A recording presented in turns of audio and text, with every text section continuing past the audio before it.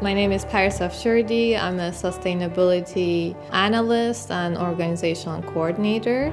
In the last few years, I've been in the sustainability consulting arena, mainly in corporate sustainability, financial disclosures, environmental reporting, to human rights risk assessment and compliance. When I was in high school, I went to an astronomy trip. The skies were all overcast during our trip, so we ended up doing a lot of hiking in the protected areas of central Iran. And that's where I got to learn about some conservation issues that the protected area was facing. So that's when I remember I knew I loved to work in that area and that area only.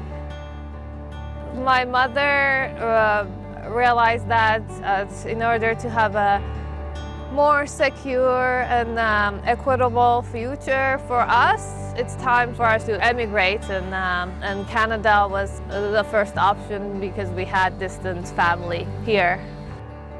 Living in Canada, especially now in the West Coast, being able to experience and explore the natural world around me is wonderful, so that I would get my emotional and psychological recharge after work or on breaks. The fact that sustainability is now a broad area where it involves social issues as well, that keeps me really engaged, because as a person and professional, we deal with social issues, and now we get to kind of integrate that into the sustainability. So it's not only about preserving the environment, it's also about bringing about an equitable and inclusive and fair future for us all. So that's kind of, it's very inclusive. Learning that I have a minor learning disability, in a way that was very enabling for me to recognize that, because it helped me understand my how I interact with concepts on the day-to-day, on learning and professional field. At the same time, graduating, it was a struggle to know, okay, so how can I excel knowing that I have a disability. In my case, it's kind of a hidden neurodivergence that usually people wouldn't really notice. I know it more than others. I was helping with the company Shift Critical International on freelance basis, and they wanted to hire me, but they didn't have the funds for it, given that they are a new startup themselves.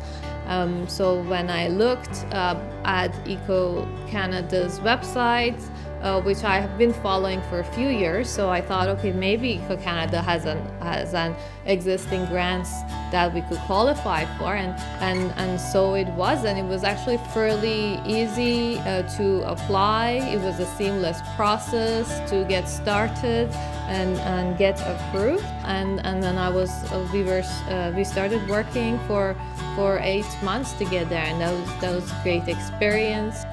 Once I moved here 2 years ago, I was able to see that I can in fact have a lush and green landscape throughout the year, which is not only motivating on personal level, but it's very much aligned with the things that kept me up at night, which would be climate change and circularity issues. I've started being content to work in the private sector and yet help with nonprofits and sustainability campaigns in my spare time or in the evenings and weekends. I actually got additional funding for training opportunities through Eco Canada as well, to have additional training for the things I was interested professionally.